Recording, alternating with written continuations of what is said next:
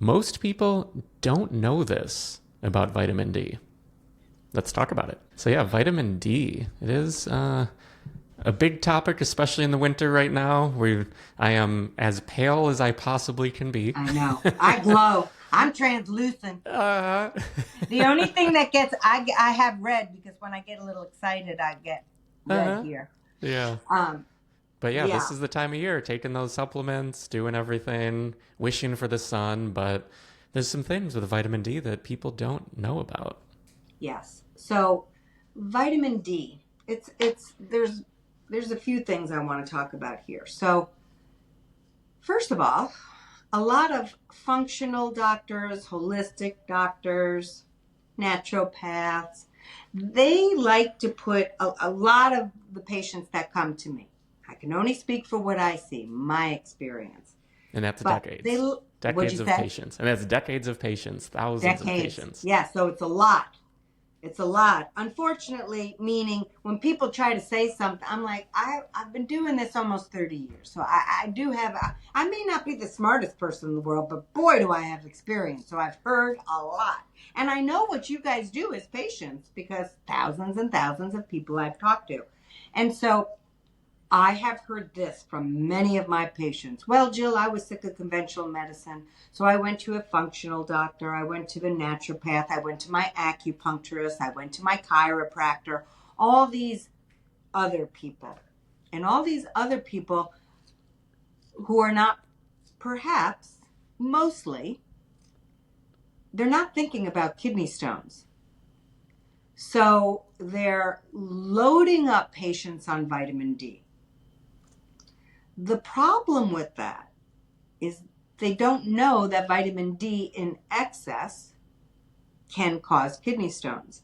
And that's simply because, well, vitamin D is tricky. Like I said, it's kind of like Goldilocks. So we want vitamin D levels to be pretty much in the middle, 40s, 50s. Those are nice levels for vitamin D. We don't want them way too high, like over 80. We don't want your vitamin D level way too low. That's why you get on supplements. Because if it's too low, then you're not absorbing the calcium you're taking in. If it's too high, you may be overabsorbed. So we want it right in the middle. That's really important. But a lot of you get loaded up. Here's another common scenario.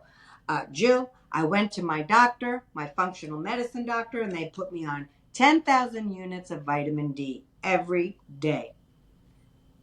Okay, so when was that? Well, it was about a year and a half ago.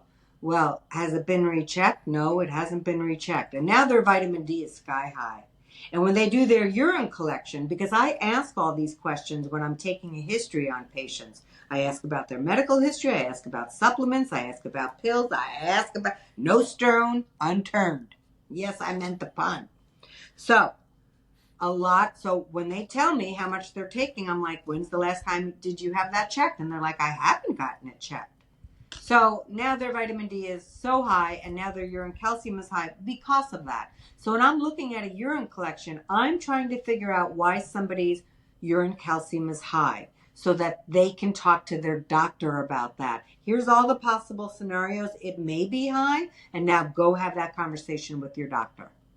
So number one, if you're put on a vitamin D supplement, you must get it checked in 4 weeks, 5 weeks to see where that supplement's hitting you, especially if it's on a high dose. Some people are put on 50,000 units.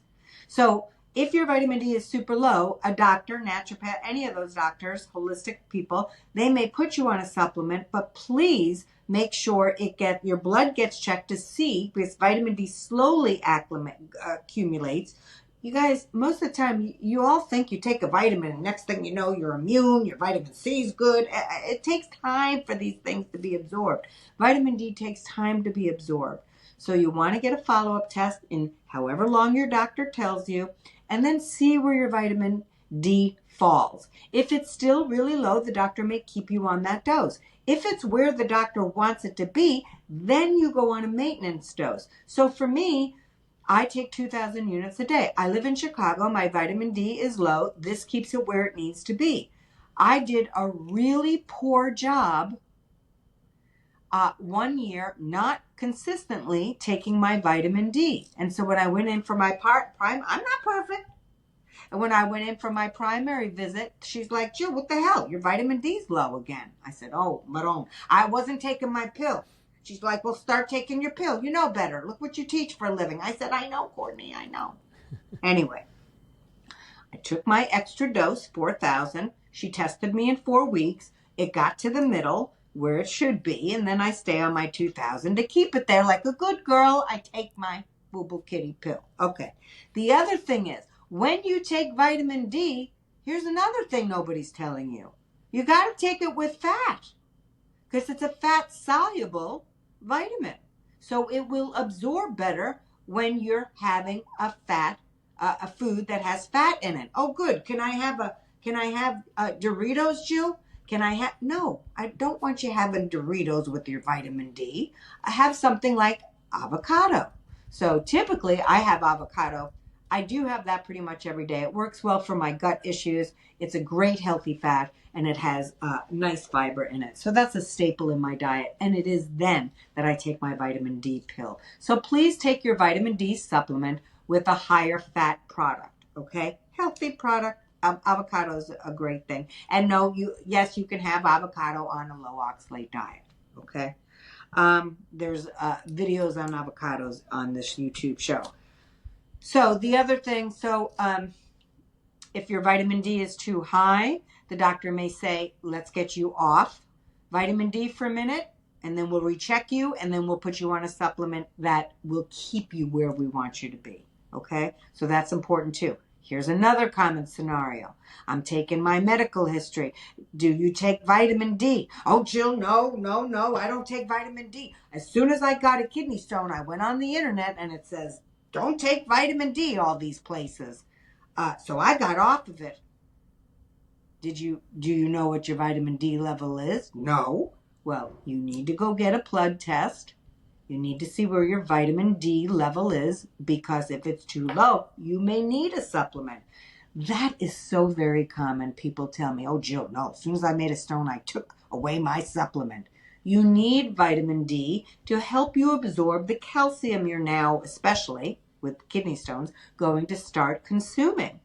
So vitamin D is important for a lot of things, but it helps us absorb calcium, and we do want to absorb it so our bones stay happy. All right.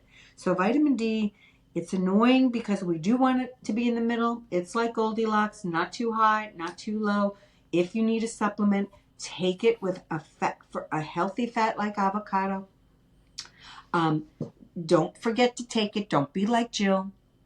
Make sure you take it every single day. Of course, if you forget a day, you forget a day. Get right back on track. I forget sometimes, but I do get right back on track. And make sure to get your blood. If you've never had your vitamin D checked, and a lot of doctors will say, you don't need that. I do, because I have high urine calcium. So I want to rule out that my vitamin D is not too high or not too low. So that's super important. So do you have to stop taking vitamin D when you have kidney stones? Absolutely not. In fact, you may need vitamin D to help you absorb the calcium you're now getting. I think that's it, Jeff. Mm-hmm. I think so. But for anything that you didn't cover here, all of that is at kidneystonediet.com. You can find all the kidney stone prevention goals right on the homepage. Absolutely free. There's no paywall or anything. Just kidneystonediet.com. You can scroll right down and find all of the core fundamentals of the kidney stone diet. But then if you want to dive deeper, we have the all access pass. Excuse me. With that, you get the kidney stone prevention course, kidney stone diet meal plans, all of the ebooks with all of the myriad recipes that Jill's created over the years to prevent future kidney stones and live a better life. So you can find all of that at kidneystonediet.com, and also sign up for the email newsletter. Don't forget about that. Every weekend, Jill sends you a little nugget of inspiration to keep you on track. Again, absolutely free, just like the Facebook group and everything else. But you can find absolutely everything at kidneystonediet.com. Now, we appreciate everyone for tuning in again another week, for subscribing, for liking if you're on Facebook, and sharing with a friend. Anyone who you think can benefit from learning more about vitamin D, about kidney stone prevention, about all the things we talk about here, please share it with them. It means the world to us. So with Jeff, that, I can't tell you how many people say, I told my Aunt Irene, I told my father, I told, because nice.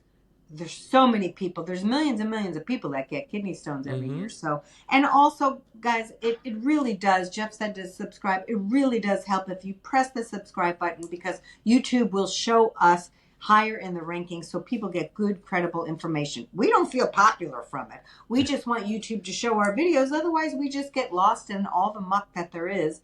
And we want to show higher in the rankings so people get great, credible, easy to understand information on how to prevent kidney stones and stop this nonsense. Painful Absolutely. nonsense, by the way. Yeah. And speaking of, YouTube thinks you'll like the video that's on the screen right now, and we will see you next week. Bye, guys.